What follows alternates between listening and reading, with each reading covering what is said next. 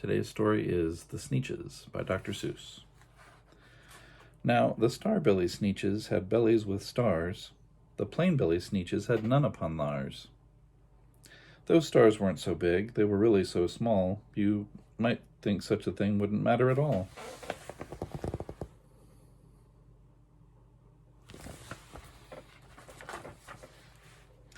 But because they had stars, all the star-belly Sneeches would brag, "We're the best kind of Sneech on the beaches." With their snoots in the air, they would sniff and they'd snort, "We'll have nothing to do with the plain-belly sort." And whenever they met some, when they were out walking, they'd hike right on past without even talking. When the star-belly children went out to play ball, could a plain belly get in the game? Not at all. You only could play if your bellies had stars, and the plain-belly children had none upon theirs. When the star-belly Sneeches had Frankfurter roasts, or picnics, or parties, or marshmallow toasts, they never invited the plain-belly Sneeches. They left them out in the cold, in the dark of the beaches. They kept them away, never let them come near, and that's how they treated them, year after year. So sad.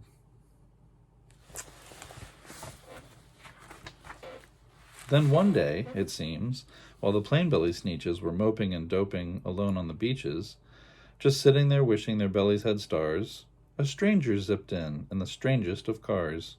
"My friends," he announced in a voice clear and keen, "my name is Sylvester McMonkey McBean, and I've heard of your troubles. I've heard you're unhappy. But I can fix that. I'm the fix-it-up chappie. I've come here to help you. I have what you need, and my prices are low, and I work at great speed. And my work is 100% guaranteed."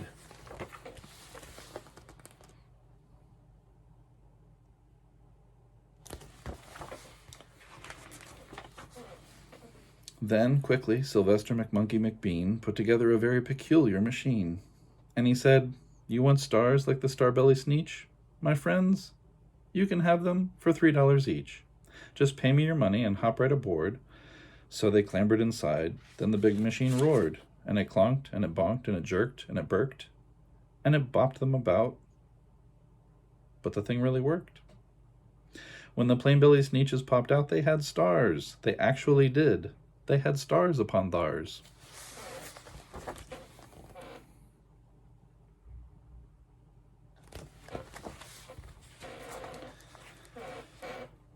Then they yelled at the ones who had stars from the start, "We're exactly like you. You can't tell us apart.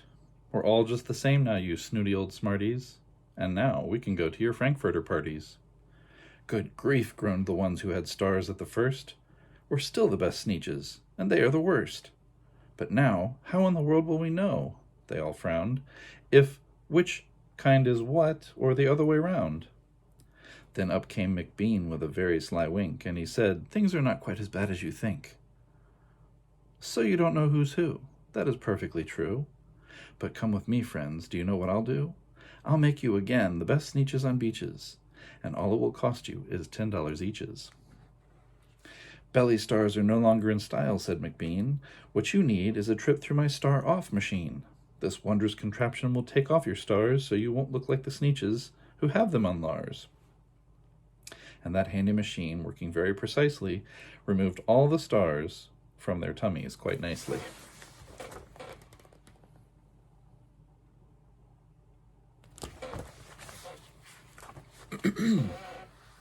Then, with their snoots in the air, they all paraded about, and they opened their beaks, and they let out a shout. "We know who is who. Now there isn't a doubt. The best kind of Sneeches are Sneeches without." Then, of course, those with stars all got frightfully mad.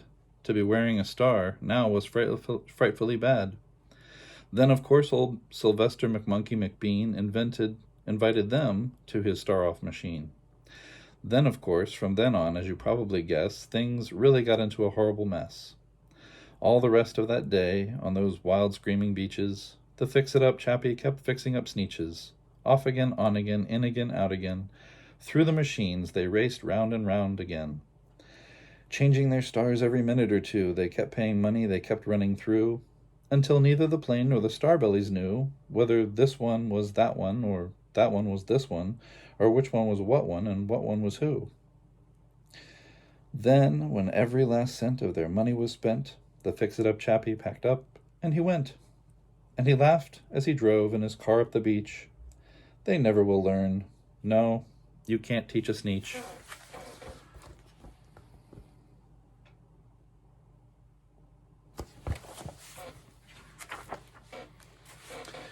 But McBean was quite wrong, I'm happy to say, that the Sneeches got really quite smart on that day.